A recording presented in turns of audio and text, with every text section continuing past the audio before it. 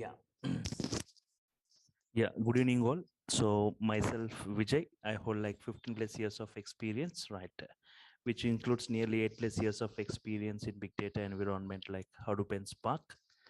So as part of today's demo, just I'm going to cover the following topics. But before I start, can anyone please confirm whether my voice is clear, whether the screen is visible or not, right? Yes.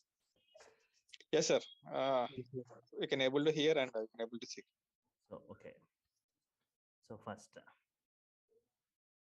what is Apache Spark?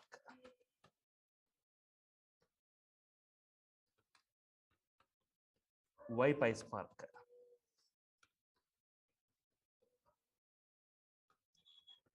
Need for PySpark.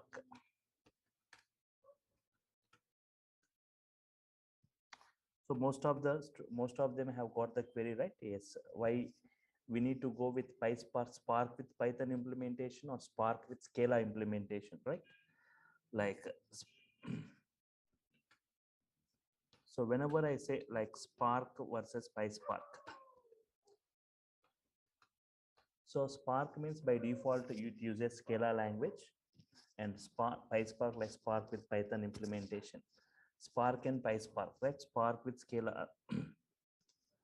Otherwise, like you can say like Spark Python and Scala, right? Yes. PySpark features a real-time usage of PySpark.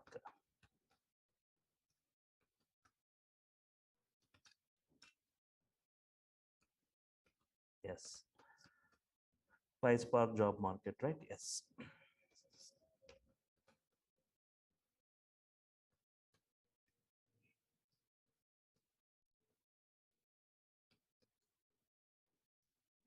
Okay.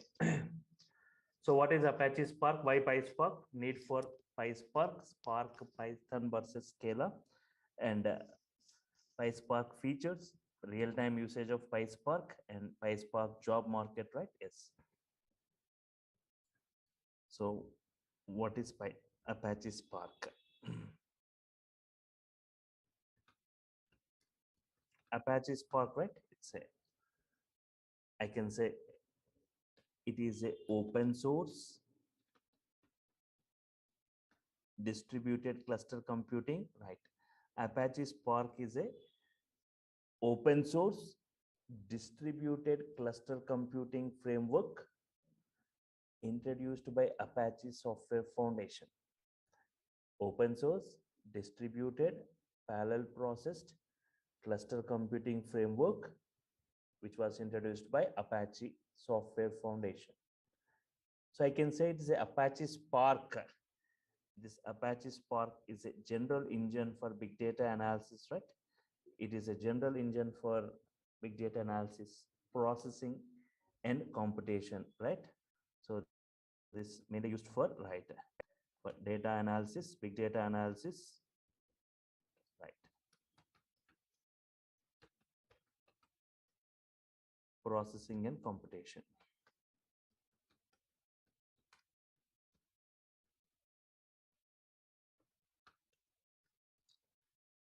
So okay, more on this I'll be discussing that. But why PySpark? Why PySpark? Okay, PySpark I can say it's a Python API to use Spark. Python API to use Spark. Spark I was saying that it's open source cluster computing which is used for big data solution. So I can say PySpark is a lightning fast technology which is designed for fast computation. PySpark is the very demanding tool among the data engineers, right? To work with bigger data sets.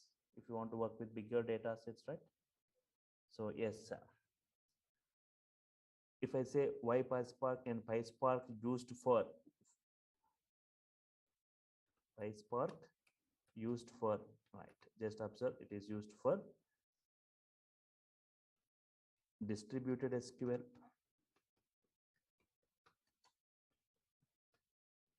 for running distributed SQL, right?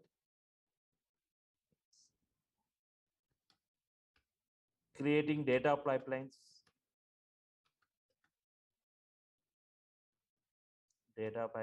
right? Yes. Ingesting data into database,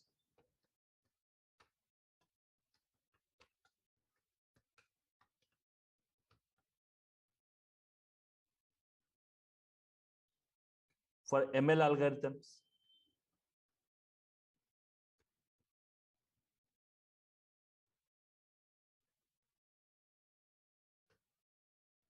for graphs and for graph or data streams, right? So it's used for distributed SQL for creating data pipelines, ingesting data into database. Mostly like as you see the PySpark major, you see in ML algorithms and graphs or data streams. So you are saying like what is the need for PySpark? What is the distributed SQL? Need for PySpark? So here if we talk about normal SQL and here if you see Spark SQL, right? We got the concept of data frames concept available. We have got here data frames. See, huge data is there. The huge data, just you are going to process it and you are going to get, you are going to make it like a structured format and create a data frame, right? Your data is distributed across multiple systems, right? Multiple systems. See, if the main advantage of Spark, see, as compared with other technologies, right? Very high speed processing, right? So your data is going to get distributed across multiple systems and are processed parallelly, right? So here here your data is getting stored not within the disk level, memory level, RAM level.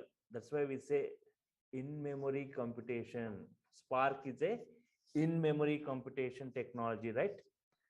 Because yeah, data getting stored within the memory level, data getting processed within the memory level, a bigger data sets, bigger data object divided into multiple parts, partitions we say, and stored across multiple RAMs of multiple slaves and are processed parallelly. So here we are going to create, after that we are making the data structured, creating data frames, we have got many data frame APIs. Later we can create the data frame register like temp tables and perform pure SQL kind of querying, right? So bigger data objects, if you want to query, right, which are got distributed across multiple machines, creating data frames and performing querying, right? So this kind of distributed things you can see within this, means querying, this kind of querying you can see in this PySpark. And Spark is a data flow language. It's a data flow. Spark is a data flow. Data flow means you can see pipes, means it's a collection of pipes. Means you got the output of one will be the input to the next one. The output of one will be the input to the next one. Data flow is nothing but the first, that output of one will be the input to the next one, next pipe. So creating data pipelines, ingesting data to database, ML algorithms, and for data graphs or data streams. And need for PySpark here. Need for PySpark. So if you see today, large amount of data is getting generated both in offline and online, right? You see large amount of data generating offline and through online. So these data contain hidden patterns. They contain hidden patterns, unknown corrections, market trends, customer preferences, and other useful business information. It is necessary, right, to extract valuable information from the raw data, right? So we require more efficient tools to perform different types of operations on this huge data or this big data, right? So there are various tools already. We have got various tools available. I'm not saying that we doesn't have tools, but there are various tools to perform these multiple tasks on the huge data sets. But these tools are not so appealing. So it is required that we needed some scalable and flexible tools. We need some scalable and flexible tools to crack this big data and gain benefit from it, right? So PySpark is such a kind, right? So, so for this, what we do, combination of Python and Spark will be the very efficient for the world of big data, right? So I'm combining both. We are combining Python and Spark, where Spark is the execution model, Python is the language combinedly, right? It's efficient for the world of big data. That's why Apache software community, right? Apache software foundation or community, right? Yes, it came up with Apache Spark. So it's a technology, right, for a very high speed processing. Came up with a tool called PySpark. That is Python API for using Spark. Okay. So most of them have got queries, right? Whether to go for Spark with the Scala or Spark with Python, right?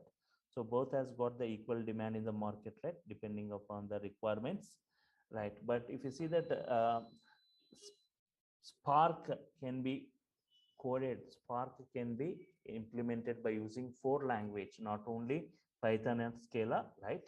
Python, Scala, Java, and R language. Spark can be coded with Python, Scala, Java, and R language, but mostly used ones Python and Scala by default. Spark built using Scala. Spark built by using Scala. Scala is the native language of Spark, right? Spark, but these days, if you see, even Python is mostly used or preferred, right? Where Python is used as a language, where Python has got huge libraries, many libraries for different mod. It has got different modules for different environments, right? Especially for machine learning, or if you see for graphs, not only S for SQL kinds of queries also, right? Even we have got Python has got some modules like pandas modules, right? So just if you see the difference between Python and Scala, just observe this. See Python and Scala, right? Yes. Python, Scala.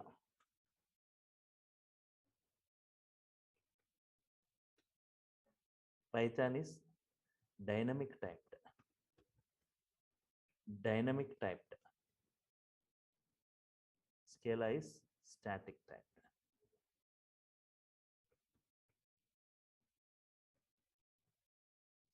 Dynamic typed means here in, if you say x equal to 10, based upon what value you are assigning, the variable x is going to get created dynamically. Here we don't need to say like index or float. Okay, in this way x equal to 10 or float y equal to 4.5, right? Here no need to say like based upon the value, what value you are assigning. Based on the value assigned, the variable x is going to get created dynamically. Y equal to 4.5 means float value, right? A float value assigned to y.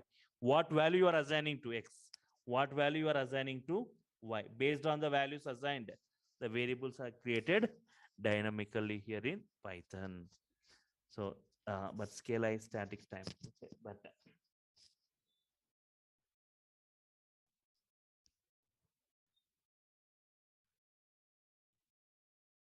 so Python is a huge community, right? Python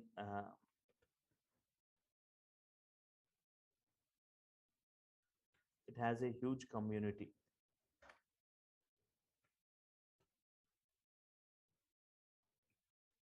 It has smaller community, right, as compared with Python.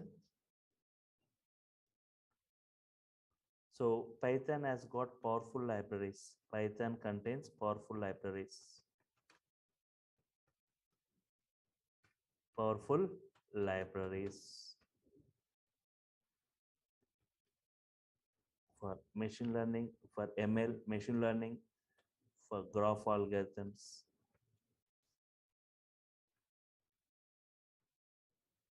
etc. Right? Yes.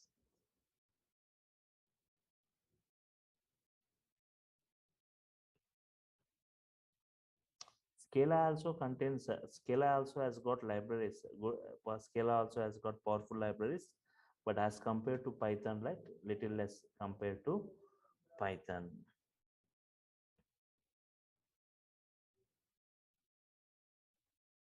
Less as compared with Python, as compared with Python. So nearly 89,300 inbuilt features a library, inbuilt modules Python has got for different domains, right? But less as compared with Python. The mainly thing is powerful libraries for machine learning. See, if you want to go for any machine learning kinds of activities, better go for Python. That is Spark with Python, right? Yes.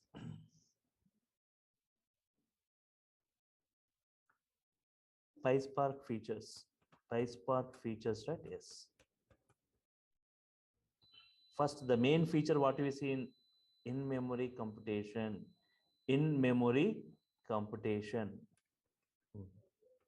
In memory computation, because of which it has got a very high speed, right? So here your data object, I said your data object is going to be divided into multiple partitions. Partitions are distributed across multiple systems into multiple RAMs of multiple systems and are processed parallelly, right? Yes. In memory computation, this even you won't see in Hadoop. Yes. Second, lazy evaluated or lazy evaluation we see, right? Lazy evaluation we say. Active evaluation or lazy evaluation, right? So which is better means lazy evaluation only, right? So on demand we can execute, right? On demand, right? Executing that, nothing but lazy evaluation means. So whenever required, you can just execute it, just like a function call, right? So whenever function, you will define function, whenever required, you will be calling it, right? At what time or how many times you want. So when required and how many times you want, you will make a call. In the same way, lazy evaluated means you will define the flow, you will define the data flow. When you perform some kind of action, only your data flow executes, otherwise it won't execute. Lazy evaluation nothing but whenever you define the data flow, whenever you make some kind of action, whenever you trigger an action, then only your data flow gets executed. Until then it won't execute. Yes. Lazy active evaluation means immediately when defining execution, whenever you define, immediately executing is nothing but active evaluation. But here lazy evaluation means until you perform action, it's not going to get executed. Fault tolerance, it has got powerful fault tolerance model, right? You have got fault tolerant. So I was just saying that, just observe this. Your data object divided into smaller partitions, it is divided into smaller partitions and stored across multiple systems that are processed parallelly. So your data object, okay, think that here 10 lakh records, here 10 lakh records, here 10 lakh records, here 10 lakh. So they are processed parallelly. Suddenly, if any one goes down, if any system or any slave goes down, right, your data is lost. So how do this? What is that? Spark. It has got powerful fault tolerant model. It can recompute and get it right. So that fault tolerance model separate discussion we have got, but it has got powerful fault tolerant model. And one more important feature of this PySpark, right? Persistence.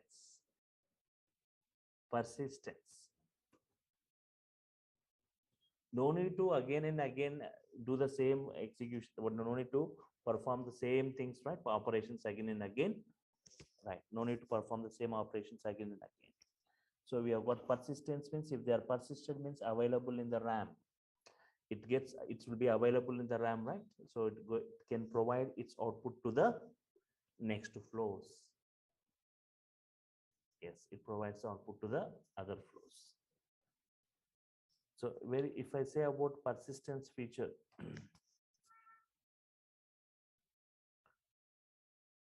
means whenever you perform any transformations, right? Transformations, a particular transformation used by multiple flows, see this a Spark is a data flow language. It's a data flow language, right? Yes. So here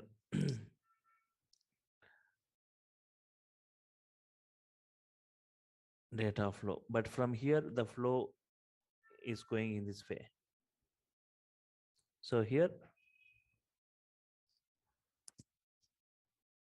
if the flow is going in this way, right? So this particular transformation used by flow one, see this first flow, second, and third.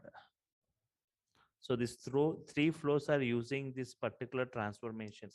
So persist this transformation, make this particular thing available in the RAM only, so that it can provide its output to the other flows, right? Yes, persistence features, right? In-memory computations, lazy evaluated, fault tolerant, persistence, and distributed,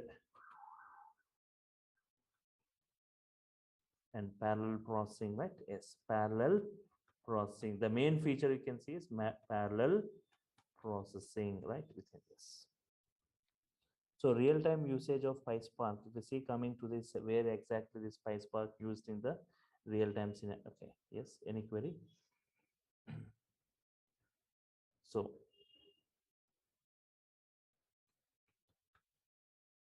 real-time usage of PySpark.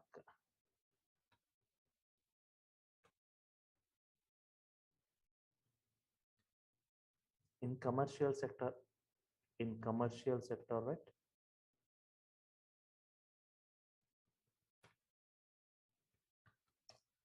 So if you talk about it uses Apache Spark real-time processing systems. Banks, if you talk about the bank and other financial fields, using Spark to retrieve the customer's social media profile and analyze to gain useful insights, right? Which can help them to take right decisions. Bank and other financial fields using Spark for retrieving the customer's social media profiles, right? The extracted information is used, right, to just again analyze about the credit risk assessment, targeted ads, and for customer segmentation, right? So Spark, if you talk about this PySpark, right, it plays a vital role even in fraud detections, and widely used in, especially mostly used in ML tasks, machine learning tasks. In healthcare also, right, even within the healthcare.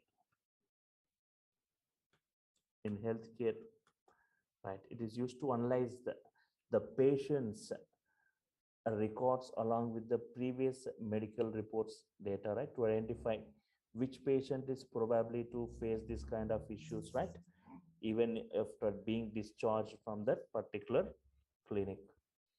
So using this to analyze the patient's patterns with his history, with his health history, right, just identifying or analyzing or predicting, right? Yes.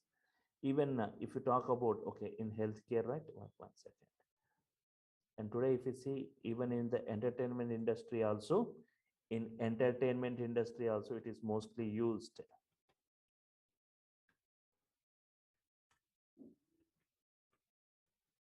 In entertainment industry also, it's one of the largest sector, right?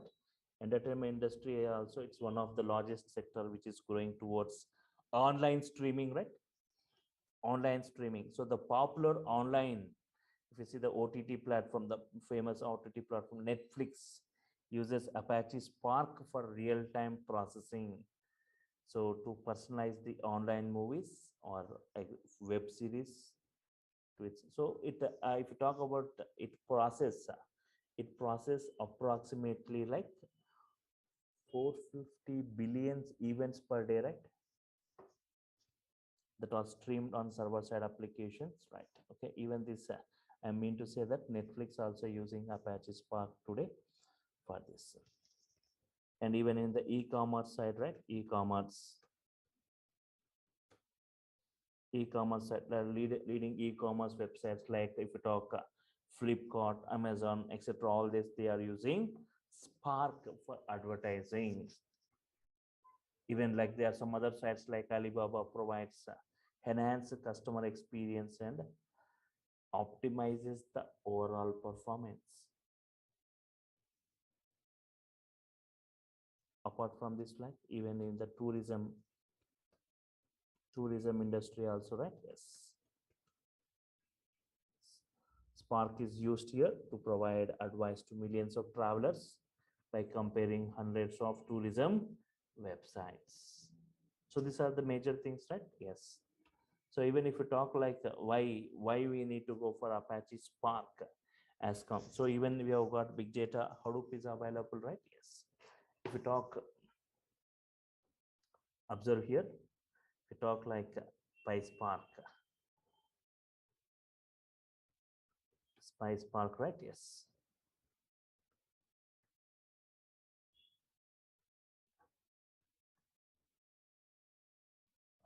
See, observe this one. I'll come back to it. So there was a test conducted previously by Yahoo, right? Yahoo has conducted a test to check the speed of various databases. So by taking a table of 100 TB size, yes, 100 TB size consisting of 1024 columns. Yes, the test or the task is sorting based on 16 columns. And time taken for the different databases. Talk like time taken by the different databases, right? So if you talk about Oracle has taken nearly 3.5 days to process. And if you talk like MySQL has taken nearly 6 days. And we have got some specialized databases like Teradata that's just taken 4.5 hours, right? 4.5 hours. And Netija has just taken 3 hours. Okay, fine. Finally, if you see, if big data Hadoop has just taken like 3 minutes, right? 3.4 minutes, 3.4 minutes. So where is this 3 hours or 3 days or 3.5 days, right? And Hadoop has just taken 3.4 minutes. But if you talk about this PySpark, right? PySpark, right? It's 100 times faster than Hadoop. 100 times faster than Hadoop. Then you see the speed of this Spark, right?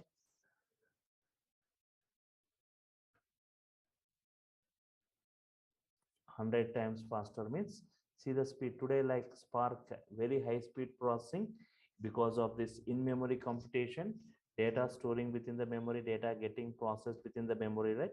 Because of which we see very huge. So we are going to see, we are going to build, it's a data flow, right? As I said. So we are going to perform some, we are going to trigger some action, then only it's going to get executed. It's going to divide into partitions, distributed across multiple machines, processed parallelly and giving the result, right? So it's 100 times faster than this. So this is what the motivation towards Spark, right? Yes. So even if you see like the PySpark job market, you can just check this PySpark jobs. You can just Google and check. Even you have got a lot of demand for it, and even see the salary packages for PySpark as compared with other technologies, right? The package will be very huge as compared to other things, right? So if you see what I am going to discuss as part of this course, right? When we have got a lot of things I'll be discussing, all each and every functionality of PySpark in brief, in depth, right? Starting with PySpark introduction, this especially for Spark with Python, especially it has got many functions it is providing, right? Especially for Spark with Python, it has got many functions where we don't need to write huge coding. The main advantage of using Python for implementing Spark, Python has got its own advantages, right? Very less code you see, simple syntaxes we see, right? For this, and many modules, wide varieties of modules you can see, right? Many modules are available for it, and we can easily go for interactive mode. And here you see why Spark need for PySpark, and PySpark sessions, PySpark context, Spark context, right? And PySpark RTD, parallelizing, repartitioning, broadcast variables, accumulators, and PySpark computations, RTD computations, uh, RTD persistence features, different persist options, memory and disk options, core computations like fault tolerance model, creation of partitions, groupings and aggregations, and difference between those different types of groupings and aggregations, and various actions and transformations one by one in brief, right? Like no need to write any code, directly we can apply these things. Count by key value, sort by key, union, distinct, joins, co-group, Cartesians, other. And if we see the major advantage we see in PySpark is the data frames. PySpark SQL, most see in PySpark mostly used ones like data frames. Previously RTDs were used a lot, but now data frames are used a lot, right? And making the data structured and using map and multiple expressions. And if you see like SQL context, data frames API, various data frame APIs, and PySpark data frame creation, empty data frame, converting data frame to pandas, and show, PySpark show, row class, column class, select, collect, with column renamed, where, drop, order by sort, group by John, union, all right. Many UDFs available, map, flat map for each sample, pivot, partitioned by, yes, all this. And apart from this, if you go to the PySpark SQL functions, lot of SQL functions like aggregate functions, window functions, data and timestamp functions, JSON functions. And if you talk PySpark built-in functions, well, see, we have got lot of functions, each and every function with some examples, right? Yes. String, translate, overlay, to date, difference, month, explode. Yes, map keys, map values, struct, row, rank, dense rank, percentage, percent rank, type from JS1 to JS1, JS1 tuple, PySpark external sources, how to create these things from external, from Hive, MySQL, narrow and wide transformation, addition of new columns, dropping columns, renaming, handling nulls, window functions, yes, yes, and deploying PySpark applications, states and tasks, drivers and executors, building Spark applications pipeline, deploying Spark applications to cluster and tuning and performance tuning, and PySpark streaming concepts, integration with Kafka, and PySpark machine learning library. Everything will be discussed, right? In brief. Okay, it's a 10 weekends. It's so everything, it's a huge syllabus we are going to discuss, right? Many functionalities of PySpark one by one in brief, right? So we don't need to write huge codings here. So it's a 10 weekend batch, like 2 to 2.5 months. We are going to complete it within 2.5 months, right? So yes, yeah, every session is video recorded. You will be getting the recorded video of it. Clear notes you will be getting session wise, topic wise, right? Yes. So even the software will be provided to you. So it will be provided to your Google Drive, yes, and notes to your mail IDs, and also videos to your Google Drives, right? Yes. Any queries from your side, anyone, right? Yes. Daily, See, how many yes, hours of yes, session? yes. One second. Akshit, right? So once again I say, right? It's Spark is a execution model, and Python is a language. PySpark is not a language.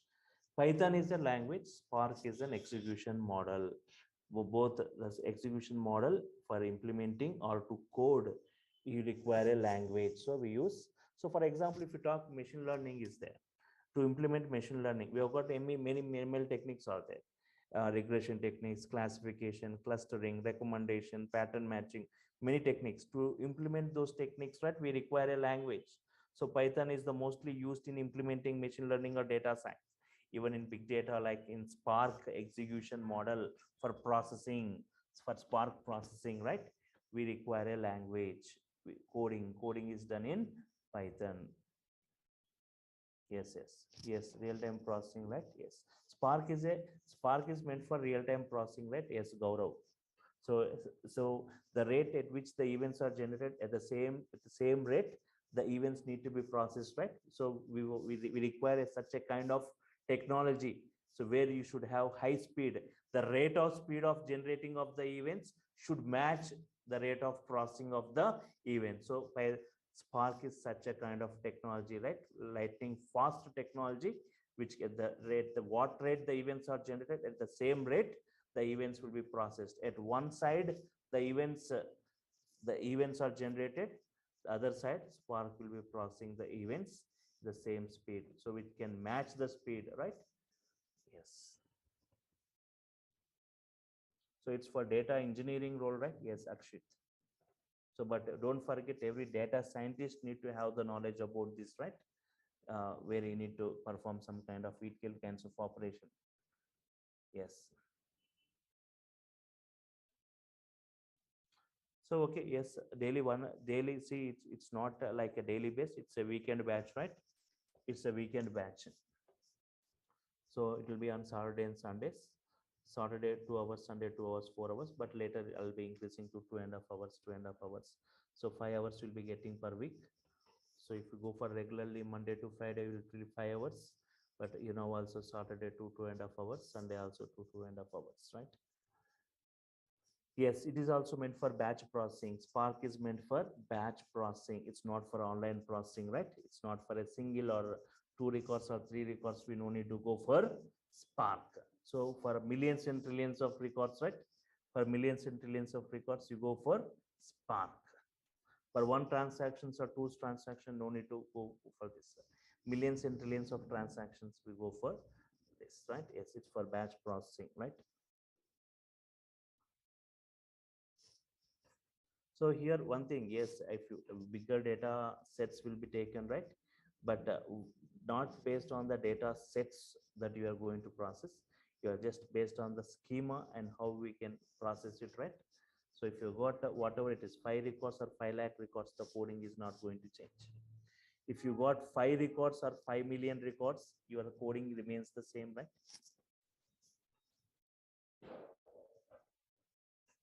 Yes, most of the things mostly we go for mostly in Spark, right?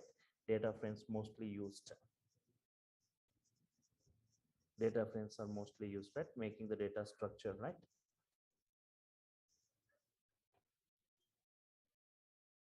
Okay, Python is mandatory to know for this course, right? Okay, so even if it doesn't have knowledge on Python, right? Yes, just I'll be briefing you about, right, for some one session or two sessions I'll be spending on this Python before I'll just give a brush up on all this Python. Python is not a kind of technology where you can learn. You can just update by yourself also. Simple syntaxes, very easy to learn, right? Yes, I'll just before I go with the practical part, I'll just brief you about those things, right?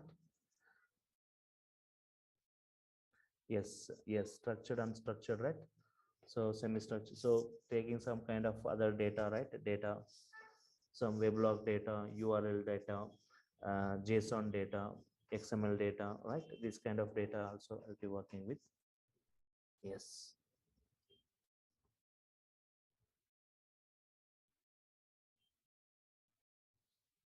Yes, roles and responsibilities, other things, right? And resume building, other things, every at the end of this course, right? I'll clearly provide all those things, right?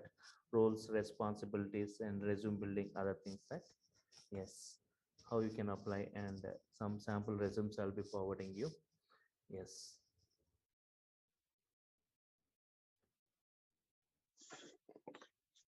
Maybe do we need to complete Hadoop and Spark and Scala course before starting this? Not required. So here, okay, just basics of HDFS required, basics of HDFS. HDFS commands knowledge is required. Uh, no, if other things even are not that much, but even the things, the basics, whatever required for this PySpark related to Hadoop, right? If not a possible, I'll just provide you that basic videos of this. You can just go through of those things.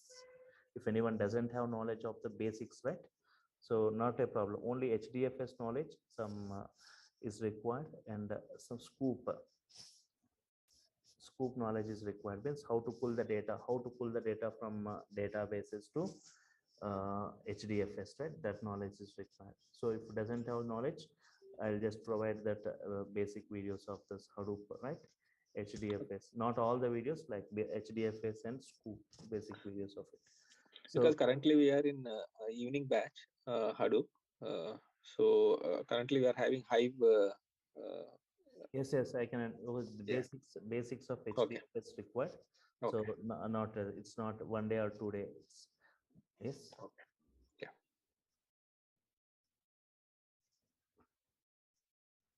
So yes, Manjunath, right? Yes. At the last, I'll be discussing those kind, right? At the end of this course, I'll also give you the knowledge on those things. So and here mostly we work with yes lambda expressions, lambda things, right? Triggering this lambdas, right? Yes. Yes, Kiran, my yeah, even about in this cloud side also how it is used and how we are going to use it also. I'll be providing you that knowledge on those things, right? And even you can see PySpark total functionalities, the various APIs of this, right? PySpark, everything in brief, one by one, we'll be discussing with multiple examples, right? So that's the way I'm saying it's 10 weekends. It's not like 6 or 8 weekends, right? It's 10 weekends. We'll be spending more time on this in brief knowledge. You'll be getting the command on this. Even for streaming even sometimes I'll be at the end I will be also showing some kind of streaming data, how to work with streaming data means data which keeps on incrementing, the data which keeps on generating such kind of data using this Flume and Kafka, right? Like how we can integrate like Spark and Kafka integrate some integrations like Spark Kafka integrations, Spark Hive integrations, Spark database integrations, like Spark NoSQL like NoSQL database integrations also I'll be showing during this course. Yes, Panindra, yes. So yes, I'll be showing you how to run this, right? Even on this each weekend, how many hours, right? So Saturday 2.5 hours, Sunday also like 2 to 2.5 hours, right? So like you'll be getting 2 hours on Saturday, 2 hours on Sunday, 4 hours. Or later I'll be when I'll go with the practical part, or later in working with Spark SQL. If not required, I'll be increasing to 2.5 hours, right? Yes. Yes. So the timing of this will be like 4:30 to 6:30, right? Yes, 4:30 to 6:30. Saturday 4:30 to 6:30, Sunday 4:30 to 6:30 is this batch timing. So tomorrow also you can attend the session, right? Everyone, you can attend the session to see more on this, right? So just today was introductory session, what we are going to discuss and what is tomorrow we will be discussing in brief more on this. Tomorrow it's not like any duplication of today's, but we'll be continuing from here on to see more on this, right? Yeah. Any more queries, right? Any more queries from your side, anyone? So basic knowledge of Python required, but still I'll be providing that for 2 sessions. Just I'll be briefing you about all this Python functionalities, right? Yes. Yes. At the end, I'll also just show you like how to get this Spark and Kafka integrations, right? Yes. Okay.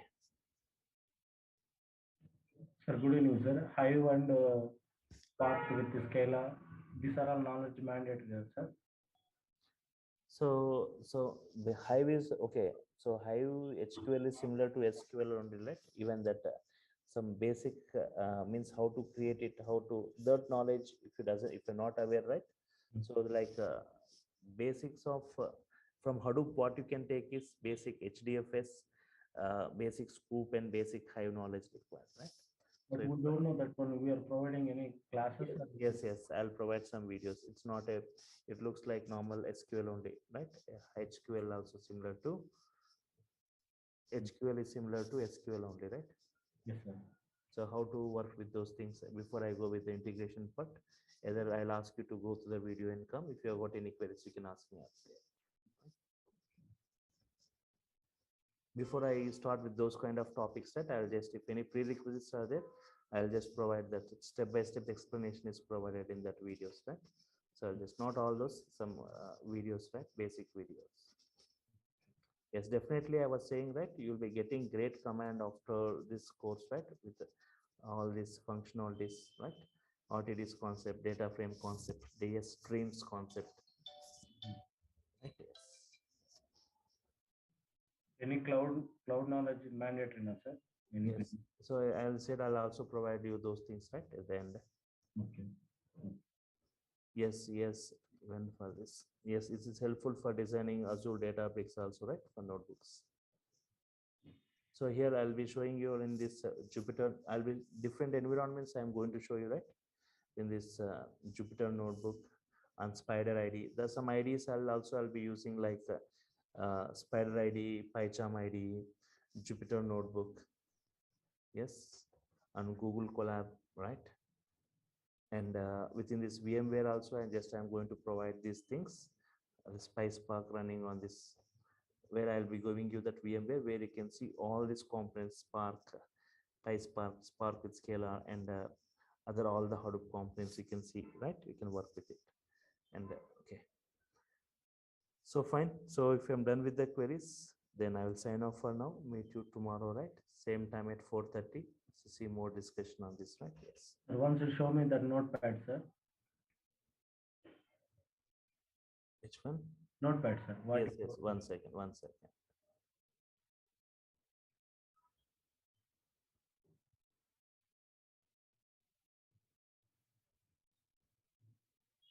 These things I'll be forwarding you, right? No, notes or whatever it's.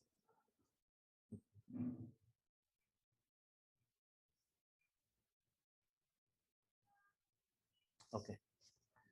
Sir, basic Python is enough, no, sir. Actually, I'm your batch 9 o'clock student, sir. Actually. Yes, yes. Basic Python is enough. Mm. No, okay. No need of total advanced Python. All those concepts not required. Basic Python knowledge, and mostly like you need to have the knowledge of functions, right?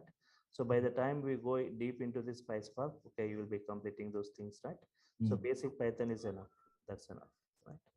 So for the first first 2 weeks, right, we'll be discussing more on this environments, installations, modes, and RTDs, those things, right? How they are computed, how they are created, those things, right? Yes.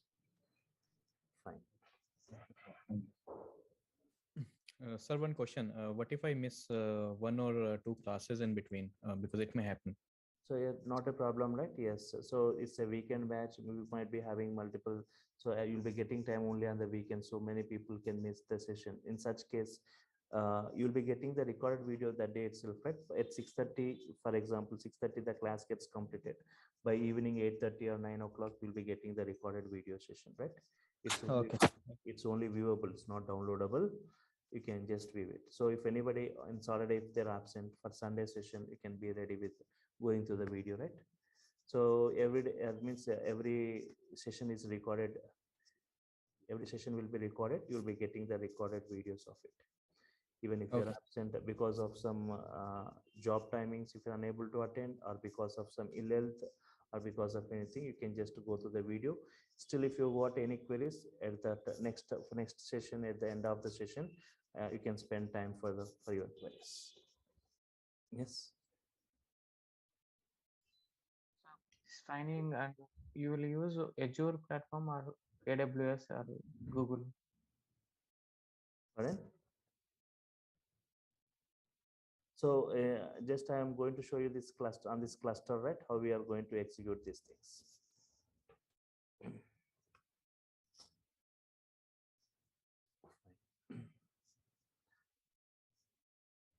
Are you providing interview questions? Yes. Many interview questions at the end. Some sample resumes, interview questions I'll be providing at the end, right? Yes. Sample resumes in the sense you are providing as per big data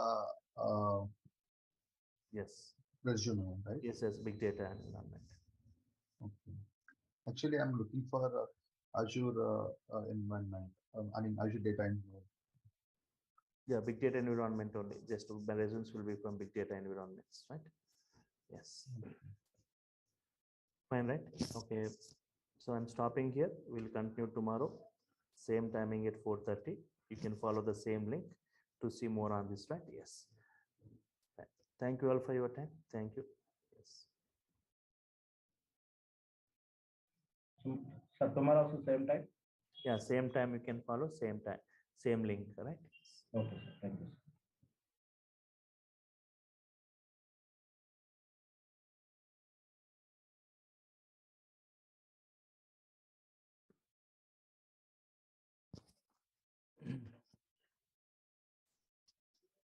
Yeah.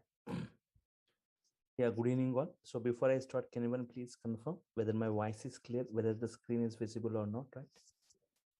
Yes, sir. Fine, thank you.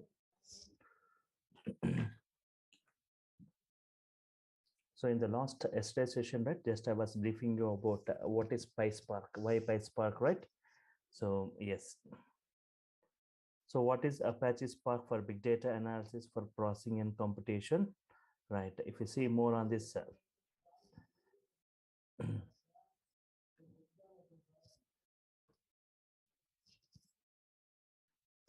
Spark was developed, the personality who developed, right? Spark was developed by Matei Zaharia, right?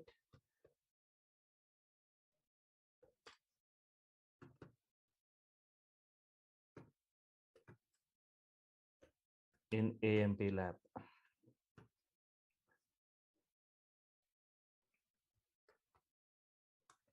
It was open sourced. Spark was open sourced, right?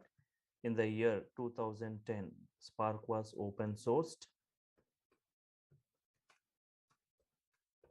in the year 2010.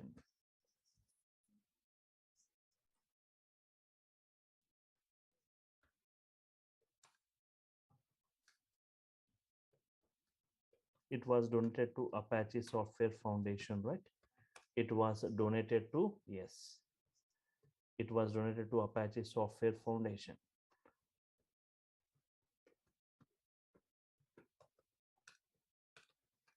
In the year 2013, right? In the year 2013. So it was developed, it was open sourced in the year 2010, and it was donated to Apache Software Foundation in the year 2010, used for big data analysis and processing and computation, right? Used for big data analysis, processing and computation. Why PySpark? As I was discussing, like why PySpark. So before that, why PySpark, right? Why PySpark? Yes. Yes. I defining Spark, right? If I want to define Spark, defining Spark. Yes. I define Spark in 4 lines, right? So 4 to 5 lines. Yes.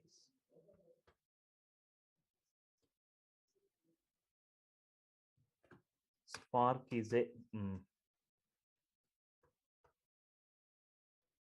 open sourced. Yes.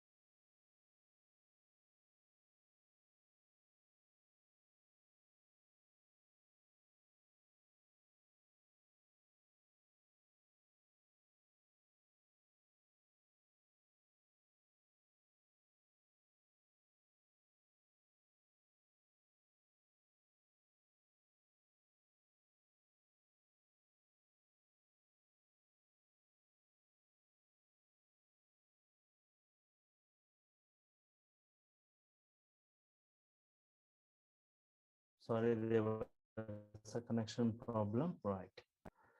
Fine. Now is my voice clear and audible to all, right? Yeah, can anyone please confirm once again? Is my voice clear? Fine. Thanks, So sorry. Spark, I defined Spark in 4. Yeah, it's an open source distributed execution framework, right? Distributed execution framework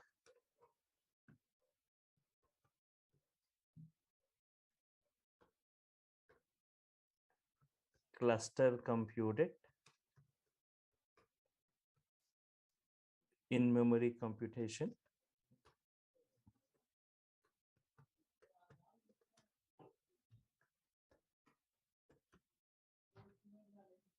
with parallel process style with parallel process style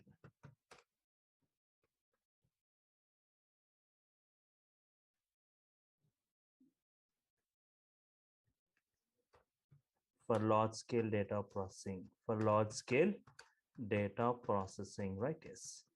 So here Spark is an open source distributed execution framework cluster computed with in-memory computation feature uh, and with process style parallel process style for large scale data processing right? Yes. Okay. So Spark can be coded with different languages. Spark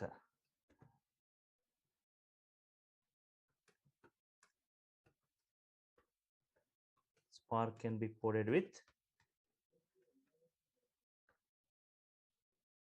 Scala by default. Actually, Scala by default. But as compared to Scala, right, today like Python has got many libraries, many built-in libraries, right? Even for especially for graph algorithms, machine learning, these techniques, right? And for recursive algorithms.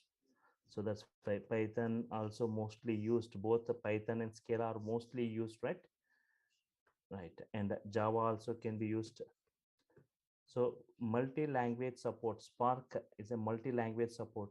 It can be coded with Scala, Python, Java, and R language. Like R language also, right? Yes. Spark can be coded with Scala, Python, Java, and R language.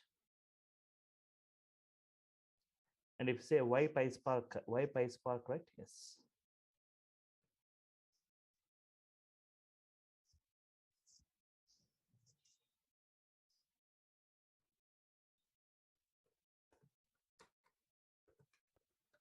It is the Python API, right? It's a Python API to use Spark. So why PySpark means PySpark is the Python API to use Spark. Sorry.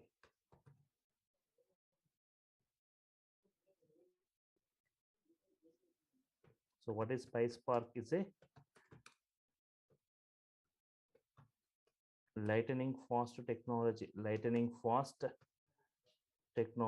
It's a lightning fast technology. Yeah, that is designed right for fast computing. Designed for fast computing, right? Yes. Is the lightning fast technology that is designed for fast computations, right? I can say like PySpark is a demanding tool. It is a demanding tool among the data engineers, right? Among the data engineers to work with bigger data sets.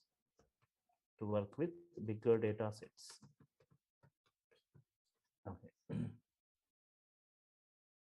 Sir, will you share this notepad with us? Yes, that's why I'm preparing notes parallelly, right? So no, okay. This everything I'll be forwarding. PySpark is the Python API to use Spark. It's a lightning fast technology that is designed for fast computing. It's a demanding tool among the data engineers to work with bigger data sets. So next, okay. PySpark used for what? So PySpark used for, yes, distributed SQL, creating data pipelines, ingesting data into database, running ML algorithms, graph data streams, right? Yes. So yes. So using we can also write a data into data. I can create a database table. So from a data frame. So Spark data frame is there. The Spark data frame I can write into a database. So a table gets created. I can read the data from database directly. Spark can read data from database directly without the use of any scoop like, and directly Spark can write into the database.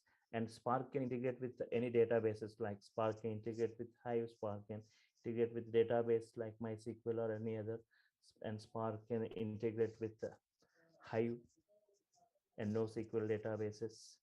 Creating data, I said Spark is a data flow language, right? So collection of sequence, collection of pipes. At each pipe, either transformation, filterings, groupings, aggregations, or sorting, you are going to see, right? Yes. So if you see the various, okay, we have got some PySpark many packages available, right? Yes, as compared with the Scala, right? PySpark packages.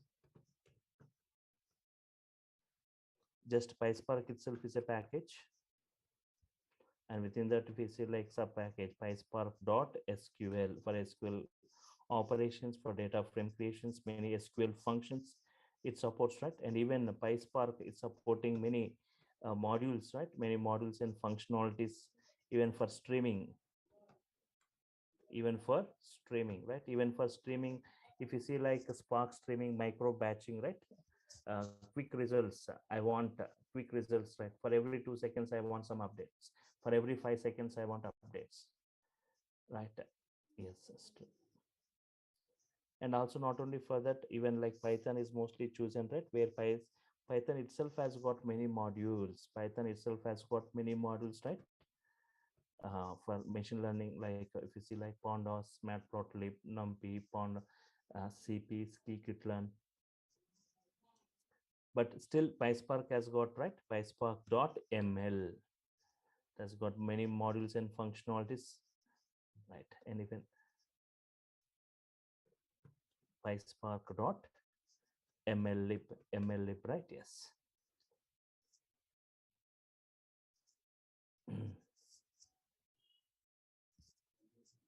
Okay.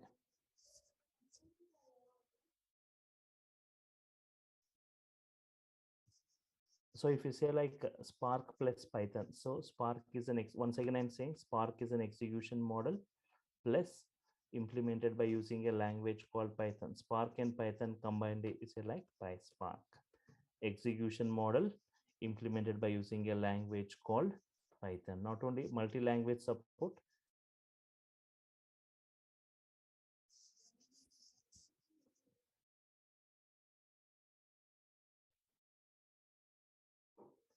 So generally, yes, we have got HDFS. So generally, okay, just I'll show you this, right?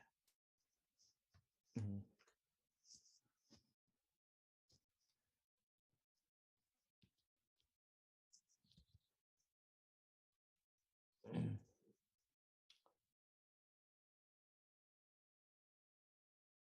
So this is your HDFS, we say, Hadoop distributed file system. We say like big data Hadoop, right? Hadoop has got HDFS. So Hadoop is meant for two things: storage and processing. Storage and processing, right? Yes. For storage, it doesn't use any database, right? Because databases has got some drawbacks. Databases has got some drawbacks. Means limited storage databases. Most of the databases, no parallel processing. If volume keeps on increasing, right?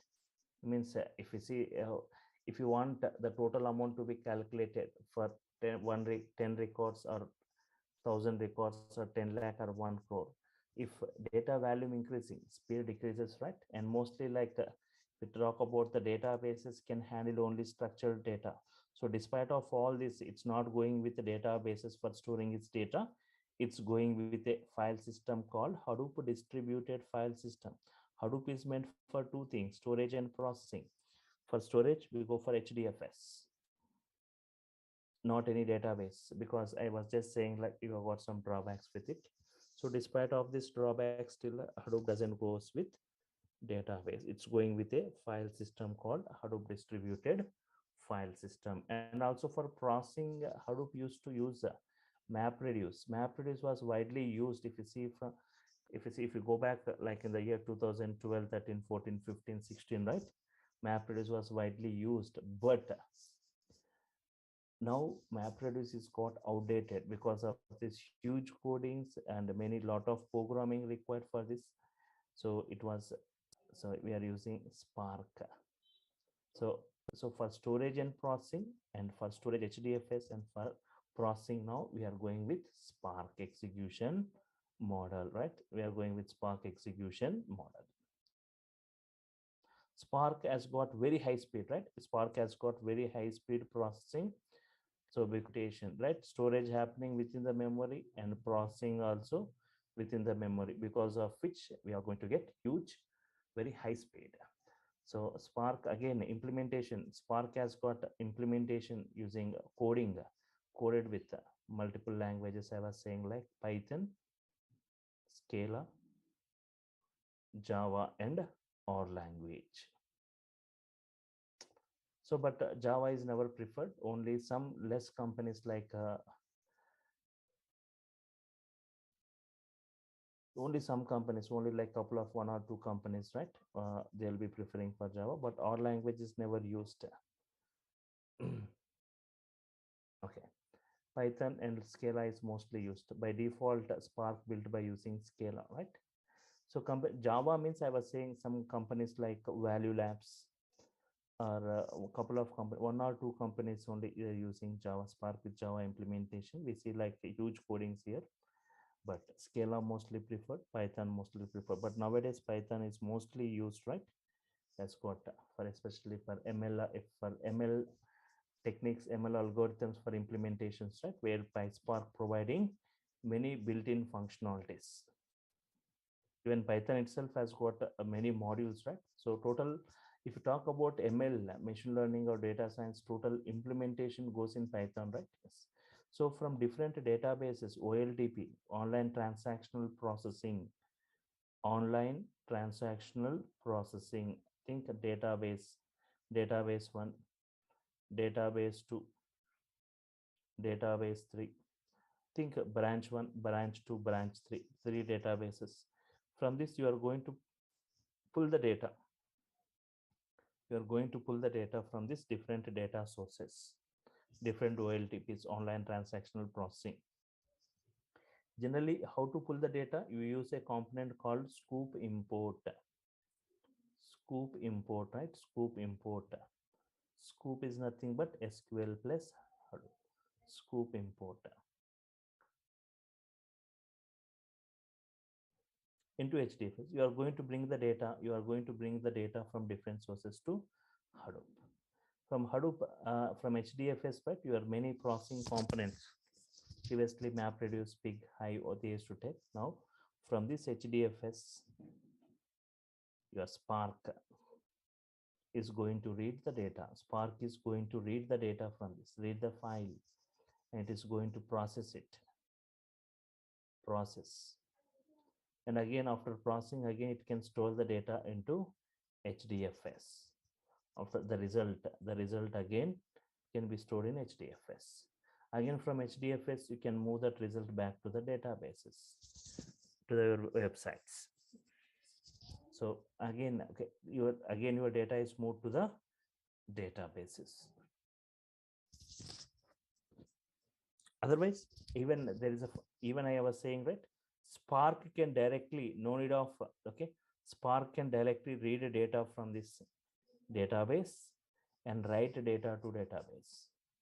It can read, it can write directly without the use of scoop also. Without scoop also, directly Spark can read that entire table, and it reads the table.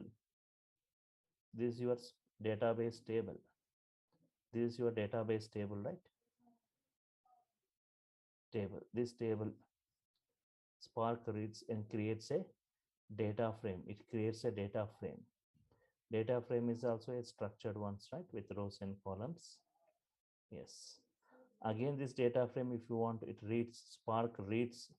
And again, this data frame, if you want to write into database, you can write this data frame, you can write and save into the database.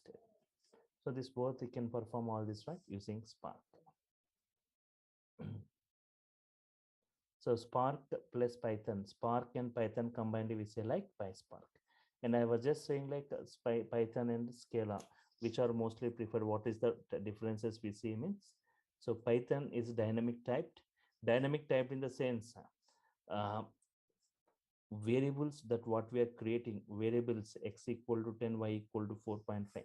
Like C language, like Java, we no need to say int x float y. What value you are assigning? Integer. So integer variable creates. What value you are assigning to it? Float variable. Float variable getting created.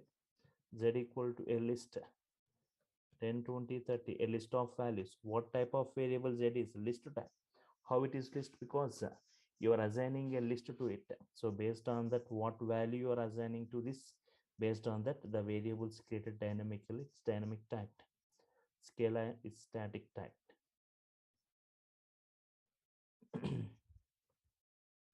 And we talk like Python has a huge community, right? It has got huge community. It is small community, is smaller. So we say like Python software foundation, right? And Python contains powerful libraries, right, for machine learning, graph and iterative algorithms, less as compared with Python.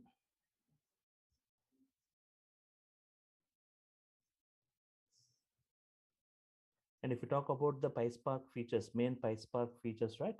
In-memory computation, PySpark features in-memory computation.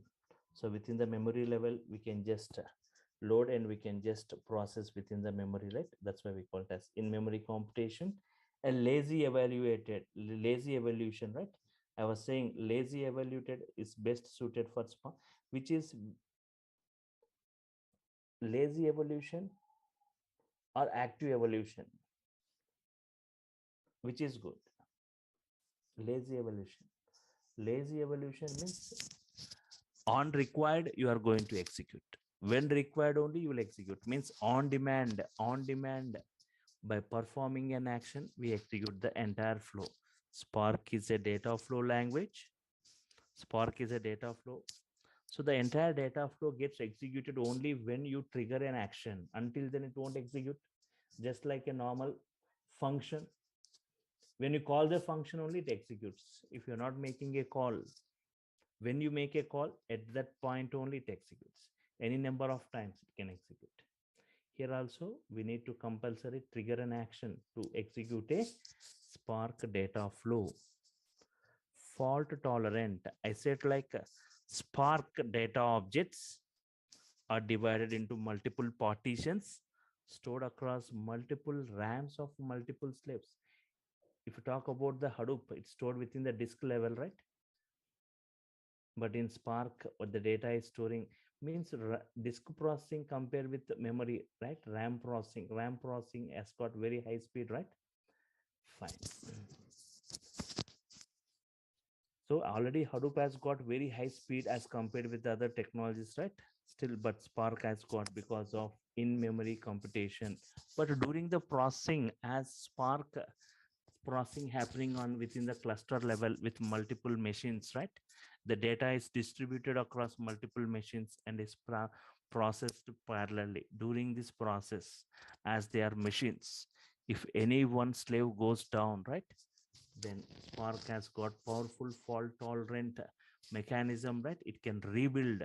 There won't be any data loss and there won't be any failure, job failure, right? So that I'll be discussing in brief about the fault tolerance, how Spark is able to rebuild the data, and how it is recomputing, right? Yes. And persisting. Sir, HDFS means storing the data at disk level. HDFS, yes, HDFS, right? Hadoop distributed file system. See every node in your cluster. Okay, one second. So one more thing, Hadoop or Spark, what we discussed, right? So it is not for client server architecture. I'm coming to your query only. It is not a client server. It's not for clients. It is not for request response. It is not for request response. It's not for online applications. It is not for online processing. So first thing what you need to understand, Hadoop or Spark is not for online processing or online applications. See, there are two types of applications, online and batch applications. Online applications or batch applications. Online applications means user interactive applications. User interactive applications means user gives the input here. Until the here batch applications means user non-interactive. User non-interactive applications. User doesn't give any input here. These are the applications which runs in the background. So here where you see millions and trillions of data, where records, for example, right, millions and trillions of records, for example, generating credit card statements for millions of customers. Here user doesn't give any input. If you're making a single online transaction, right, you are going to give the input from source account to destination account compulsory. Without that, the online transaction, booking a movie ticket also, right, user interaction required. But here for batch applications, yes, user non-interactive, right? So if a mobile bill statement generation, credit card statements generation, for example, allocating a railway ticket means your waiting state is 200 or 150 or 100, right? Here user is not performing anything. It's happening in an automated fashion. So batch applications where we see millions and trillions of records. Online for a single transaction, two transactions, we won't go for this Spark or Hadoop, where we involve a lot of records. And that too, whenever a user gives a request, immediately it's not for request response. It is for master slave. It is what? Master slave. So where we see a master and multiple slaves.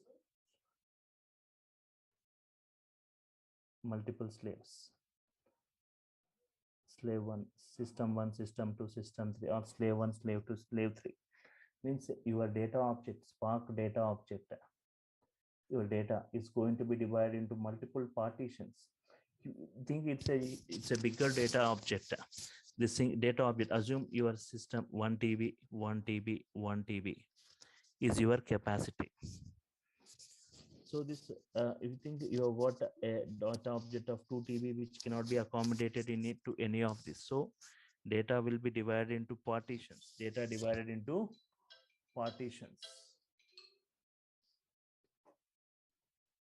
Data divided into partitions, and these partitions are going to be stored across multiple systems. Going to be stored across multiple systems.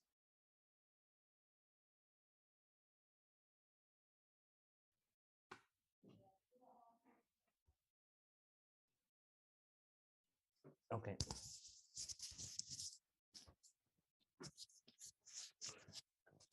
Okay, so here data is divided into partitions. Partitions are stored across, not in the disk level, in the RAM level, memory level, right? Data is stored within the memory, within the RAM, and are processed parallelly. So the difference in Hadoop you see like disk processing stored within the disk. That is, so every node, every system, this is master node and this is slave node. Yes, I'm coming to this. You are asked to your query. So every node will have local file system, Linux, and Hadoop distributed file system. Local file system, Hadoop distributed file system. Local file system and Hadoop distributed file system. Hadoop distributed file system, right? Where you won't see any data, you cannot create a file in HDFS. Hadoop distributed file system where you cannot create a file, there is no file editors. You are going to bring the data or pull the data from different data sources into HDFS. You are bringing the data from different, okay. And the data splitted into multiple partitions and distributed and processed parallelly, because of which very high speed memory level processing, right? Yes. Distributed, I said. Persistence means there's one more feature. Persistence feature means transformation. Again and again, you cannot re-execute the same transformation again and again. The same executed transformation itself, no need to re-execute. We can persist it. Okay, about this persistence, I'll provide you multiple examples to make you understand. One thing you can remember is transformations cannot be reused in the case of Hadoop or other things, but here in Spark, you can reuse the transformations. No need to write again and again. No need to write again and again. Distributed, Spark is distributed, right? Distributed RAM you are going to see. See, for example, there are 10 RAMs are there. Each RAM capacity 8 GB. Total RAM capacity how much? There are 10 systems. Each system has got RAM of 8 GB. Total RAM capacity, distributed RAM, 80 GB. means it can accommodate 80 GB file, right? We can accommodate 80 GB file into the RAM. Okay. So I'll just say, and one more thing you need to understand, you may get multiple queries when I say, right, data is stored within the RAMs and processed within the RAMs. How can, okay, I'll just come back to this Spark data storage and processing, right? Yes, and parallel processing. Sir, if you don't mind, in future are providing any definition about these features, sir? In memory, lazy, fault, this, sir? Yeah, multiple examples. Not examples, sir. Definition of these features. In memory computation means what? In memory computation means data storage and data processing happening within the memory level. Observe here. Okay. In memory computation is nothing but storage and processing happening. Okay. That's I'm asking, sir. Because you are learning storage and processing happening within the memory level, So these things just times we'll be discussing in these features in brief again. Yes. Yeah, that one okay, sir. Single definition is important for storage and processing happening within the memory level.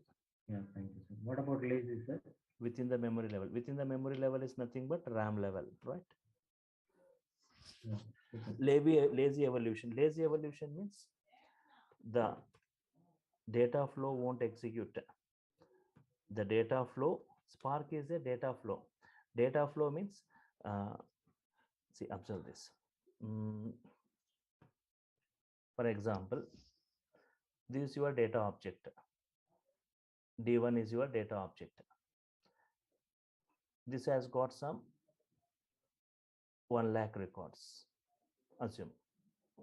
From this D1, I'll apply some transformation. Filtering operations I'll apply. I'll apply some filter operation. The result what you get is D2.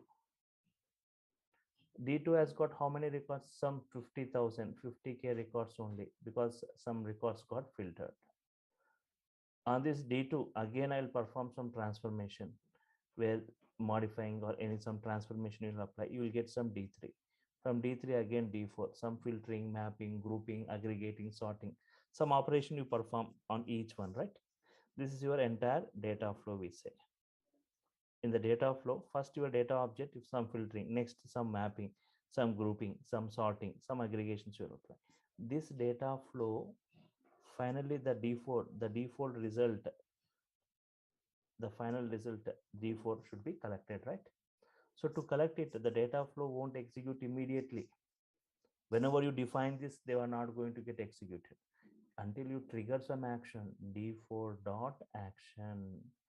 Whenever you apply D4 dot action means from the root onwards up to this D4, it executes and gives the result which can be collected, right? Means whenever you perform action only, the flow is executing. Okay, fine. That we call it as lazy. The data flow gets executed.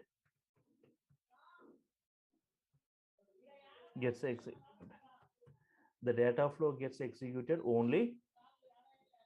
So the data flow gets executed only when we perform an action. So we have got different types of actions. Wait, later I'll brief you. Means lazy evaluation means, for example, lazy evaluation, active evaluation means, for example, if you are writing notes, daily you are attending sessions, you are writing notes, immediately you won't read, right? For example, if you are reading, it's active evaluated.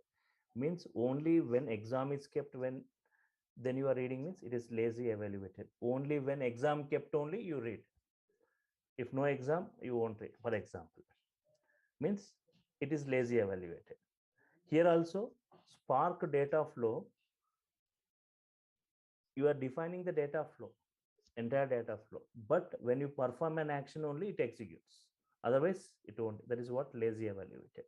Just like one more example, like I was talking about the function. If you talk about a function, right? If you define a function, it won't execute until you make a function call.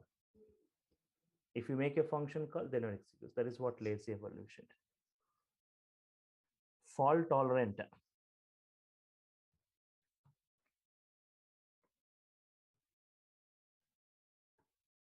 Multiple tasks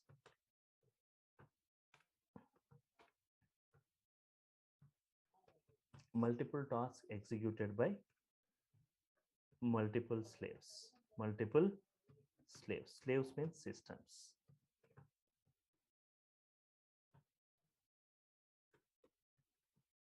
If anyone slave fails, if anyone slave goes down, fails,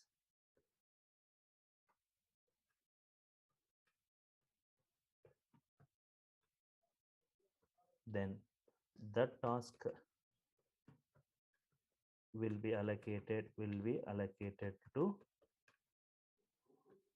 other slave. If I give a labor example to make you understand, right?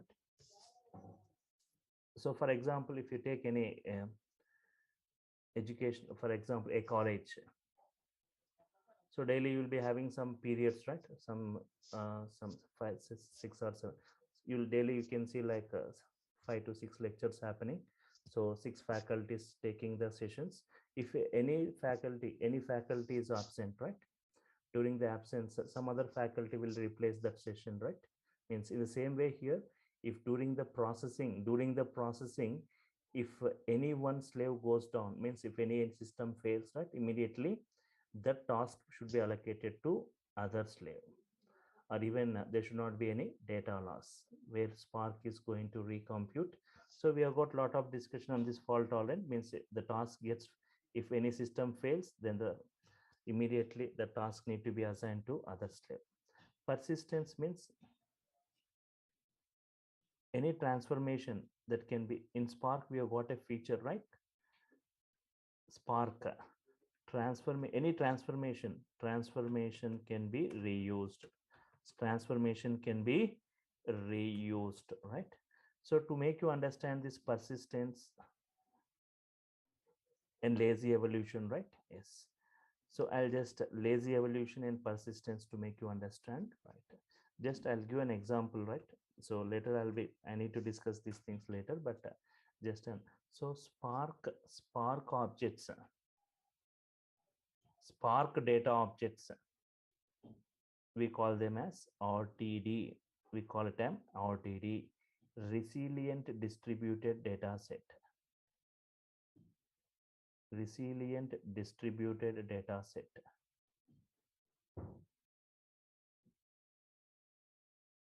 set. So Spark data objects we call it as resilient distributed data set. Okay.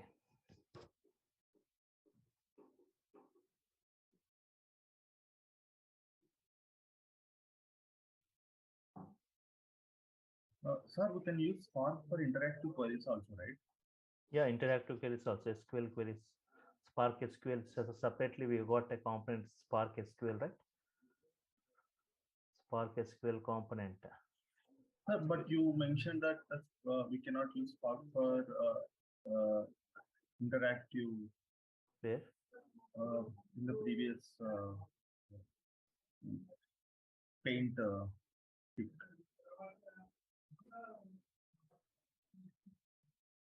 For interactive, yes, Spark can be used for all purpose. Previous one. Yeah.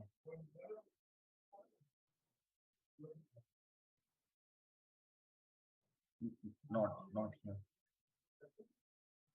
Online versus batch. You are saying online transactions versus batch in that example. Yes, sir. I think that paint. Okay. No, it mentioned it's not a client based interaction, right? So that's what he's asking the question, I think. So yes, Yeah. yes. That's the Yeah, same thing. yeah. Hadoop is not for online processing, right? Online processing. Yes. Right. Hadoop is not for, yes. Hadoop is not for online processing. So so if you want to Hadoop parts, see what is it? Big data, Spark, and Hadoop is not for online. See, for one record or two records, for one record or two records we cannot go. But if you want, see, for example, if you got some bigger data object, whether it is structured or unstructured, first you will bring it, you will process it, and finally you can create some tabular structured format. Unstructured to structure, I'll make it, and I'll make a table structure. The table structure, I can perform some kind of querying also can be done. SQL querying, structured query language, right? SQL querying also I can perform on this. So interactive queries, you can interact with this, right? With any queries, right? You can make the data. So if you have got Spark has got a component Spark SQL, so where we see data frames. Data frames are widely used, mostly used, right? We create a data frames. Many data frame APIs available. Otherwise, data frame you can register as a temporary table, and you can perform many querying, interactive queries, right? Spark is designed for interactive queries. Interactive queries is different, and this online processing is different. So on whenever, okay, a single transaction, right, or two transactions, three transactions, right? So it's not, see this Hadoop or Spark is bad for small data,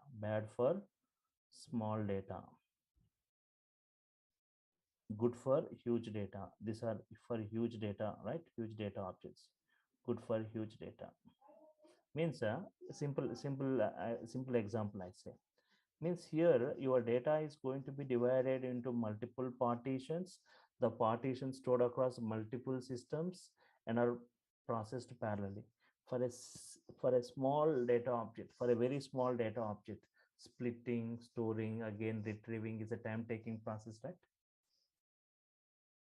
So for that you can just go with this databases itself, right? So here we are meant for batch processing. One thing is batch processing.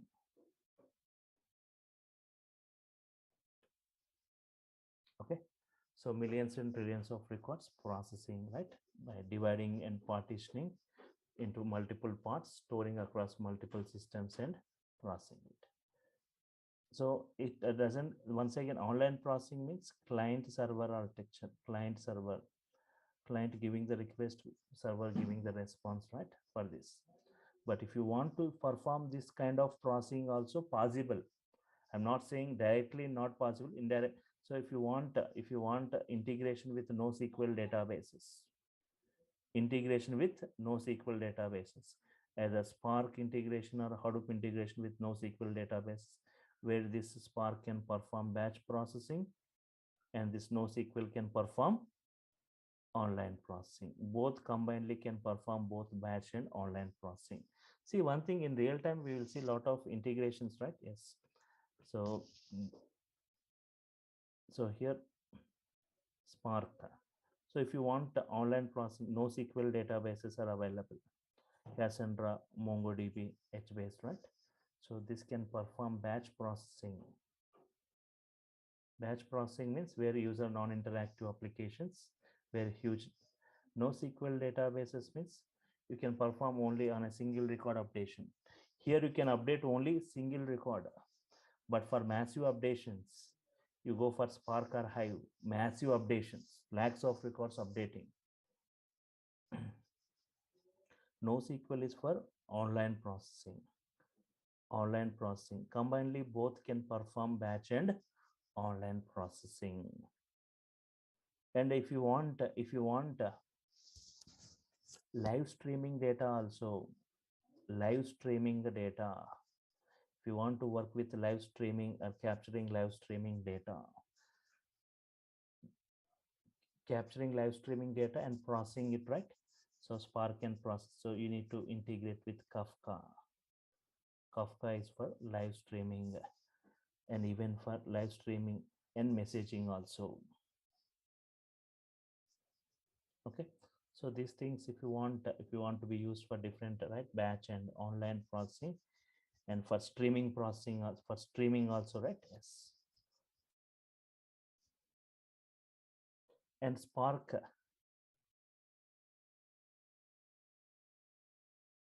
real-time processing, we say. Spark is real-time processing. We can perform real-time processing. See, for example,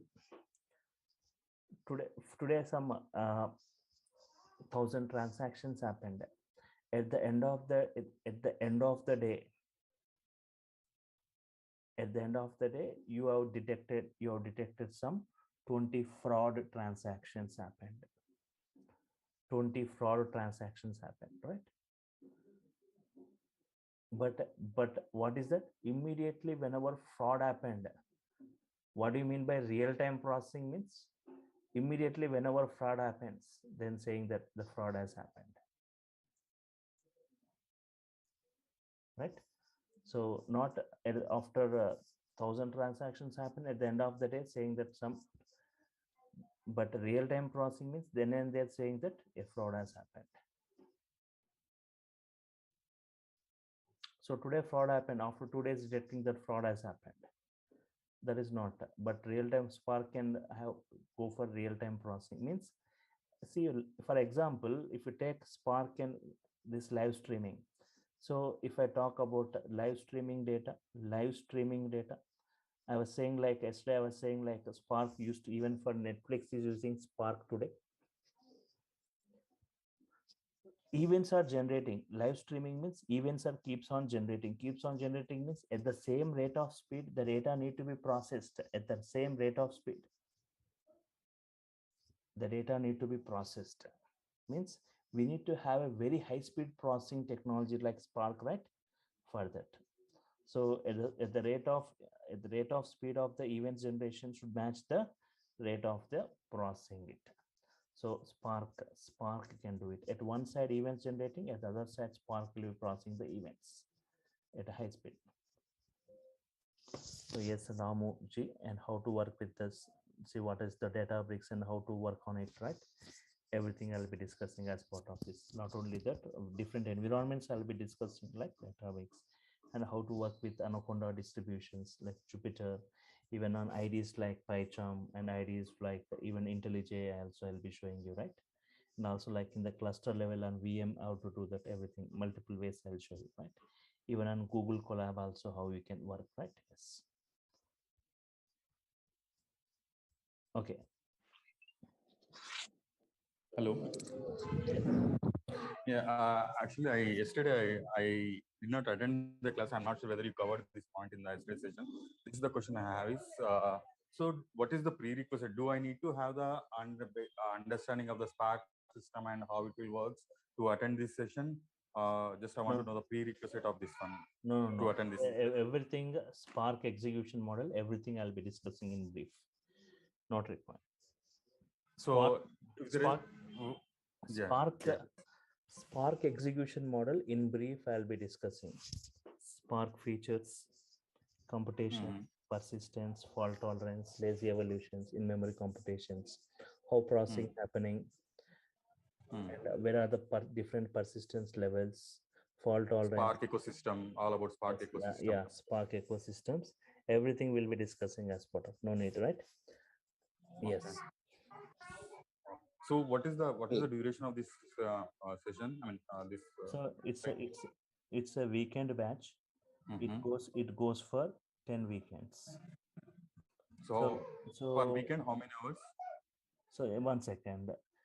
So every week it goes for 4:30 to 6:30 or 7 it goes 4:30 to every day. Means every Saturday and Sunday. Two and a half hours on Saturday and Sunday. Means 4 to 5 hours per week you'll be getting. So it goes for nearly if you go for 10 weeks. 45 to 50 hours we'll be spending on this, right? Okay. So I'll just once again I'll show you what I'm going to cover as part of this, right? Yeah, that would be better. Thank you. Okay, and one thing, just observe how this Spark. Just I'll give overview as of now to just understand how the Spark data objects we call it as RTD. Spark data objects. If you are loading any file, if you load the file path you provide file path some f1.txt file. So from that, using Spark context, if we load that file path, then RTD getting created. RTD has got, think that you got some lakhs of records. From RTD1,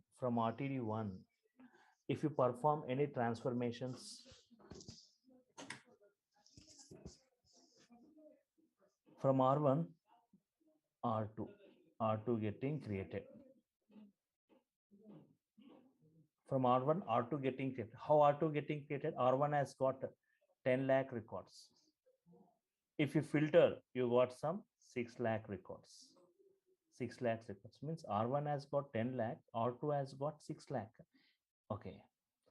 From R1, R2 getting generated. From R2 again, for example, all the employee names, 6 lakh employee names, starting with lowercase. I want to just to transform all the employee names to uppercase. Map operation, map functionality. Again, you get R3. In R3, you see all the employee names in uppercase. Otherwise, some IP address I'm generating from the whatever the location. From their locations, I want to know their IP addresses. Or from the IP addresses, I want their city names to be generated. Or from R3, R4 gets generated. Some transformation, grouping operation or sorting operations. Means here, okay, R4 to R5. Observe carefully. This entire flow we call it as a data flow, right? Data of 10 lakh records, 6 lakh. Again, here I want only particular Hyderabad city records only I want. Again, filtering happened, only 3 lakh records you got. Means data flow, right? So this data flow executes only if you perform some kind of action. Action means you got some, for example, R5 dot collect or dot action.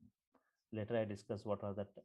Whenever you perform this action, right, then only from the root to this, first R1 gets loaded into the RAM. First R1 gets loaded into the RAM. R1 divided into multiple partitions and gets loaded into the RAM and processed. Next, once the processing finished, once that execution is finished, right? So the result R2.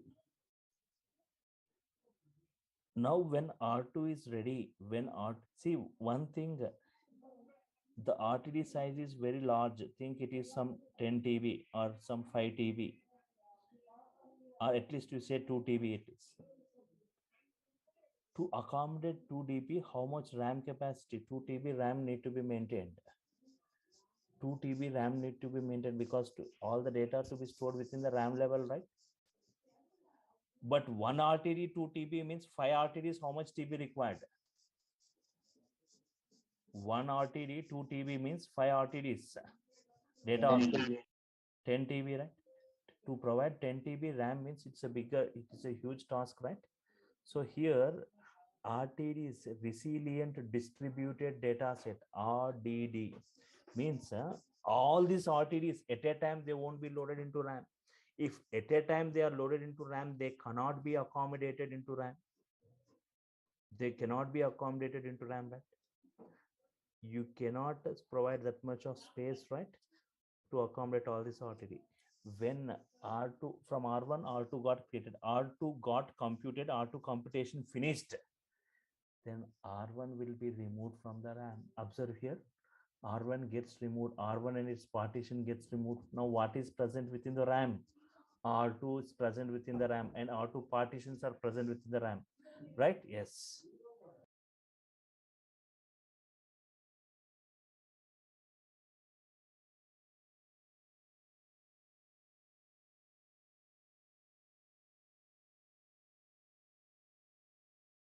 Okay. Sir, Yes. how it will remove the R1 automatically, or like we will need to No, automatically. So automatic? that is the feature, right? So when R2 is ready and computed, all the R1 partition gets removed. So Now it's removed from the memory or SDFS, like hard disk? from the Right. memory, from the memory. Okay, backup will So, be available in the hard disk, huh? so whatever we are talking is in memory computation, memory level, right? So once from R2 to R2 partitions load across the RAMs of multiple systems. Now R3, the result whatever we get R3. Now when R3 is computed and processed, when R3 is ready, R2 gets removed from the RAM. Only the current RTD will be present within the RAM. When now R3 output is there within the RAM, R3 output is taken as input by, see here, once R1 output is taken as input by R2, R2 output is taken as input by R3, R3 output is taken as input by R4, right? Once R3 is ready, R2 got removed. Now R4 computation finished, loaded and computed into the RAM. Processing finished. Now R3 gets removed. Now R4 loaded, computed. Now when R5 is ready and R4 gets removed. Once the total execution finished, once the R5 output is collected, final output is collected, R5 also gets removed from the RAM. Now what is present within the RAM? Now what is present within the RAM? Which RTD present in the RAM? Right. R5 also removed from the RAM Output. when output is closed. Output, R5 output. Output. Now what is present within the RAM means nothing. No RTD present within the RAM. All got removed. One by one RTD gets loaded, they gets removed. And finally, if you come to that, right, all the once the output is corrected, that R5 also removed. Now no RTD in the RAM. Now next you can trigger the next flow. If you trigger the next flow, once next data flow, again the next data flow also one by one RTD. Triggering means once you perform the action only the data flow gets executed, right? Next flow also one by one RTD they get loaded and they will be processed. Sir, then where the output will be stored, the final output? Final output will be stored at the client side. The system from where you are triggering, right? From where you are performing that, from where you are submitting the job. Okay. So the final output will be collected by the client from where you are submitting the job, right? So it could be like from the client database or the data lake somewhere, or it could be from the HDFS also, right? So if you've got a group of cluster, right? Yeah. A number of systems, it can be one of it also. I mean, within the worker nodes, within the worker nodes also. Okay. So then, actually, we may not have sufficient memory, So right? see what do you mean by the client means? Client mean the from from the end database or the source database. The machine from where you are submitting it. Right. That output for that machine is going to collect the output. Okay. That is going to collect the output, right? And in the RAMs, what is present means nothing is present. Now the RAMs are free. Now the RAM is free. Now you can trigger the next flow also. But in this case, now I'll just say one more example. R1, R2, R3 means I want to perform.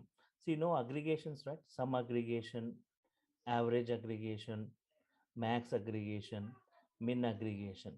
All this you are applying on salary, salary, salary, salary, right? For example, sum of salary, total salary, what is average salary, max salary, min salary. Means my R3 transformation is extraction of salary.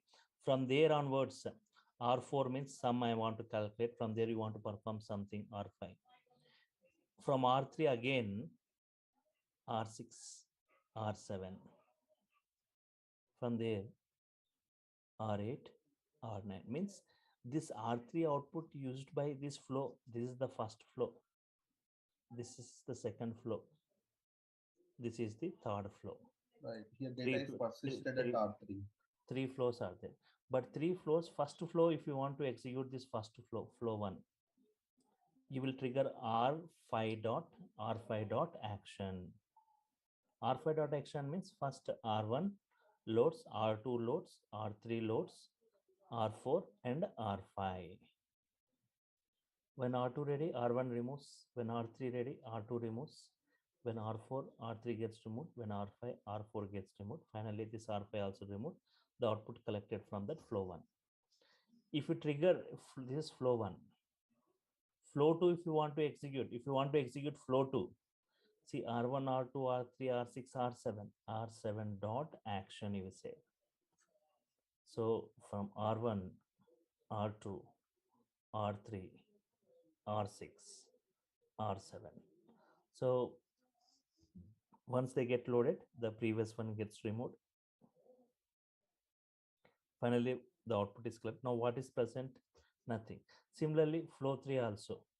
But what is your observation here also? R1, R2, R3, R8, R9. So here also everyone, they get loaded and removed, loaded and removed, loaded and removed, output collected. And in all the flows, first 3 steps are common, right? In all these flows, first 3 steps are common or not? Yes. Yes, sir. When you are executing the first flow, okay, why are you re-executing again this first 3 steps again? Already you have executed here, right? Means here you are unable to use this R3 output and for R6. R6 directly can use R3 output, right? Right. Already R1, R2, R3 is there. R3 you computed previously in flow 1. Directly I can use R3 output and compute R6, right? Why again you are computing R1, R2, R3? Already in flow 1, R1, R2, R3 computed. The R3 result directly can use by R6, right? But Because it is removed from memory. yeah, it is removed from the memory. It's not available in the memory to get the output of R3 by R6.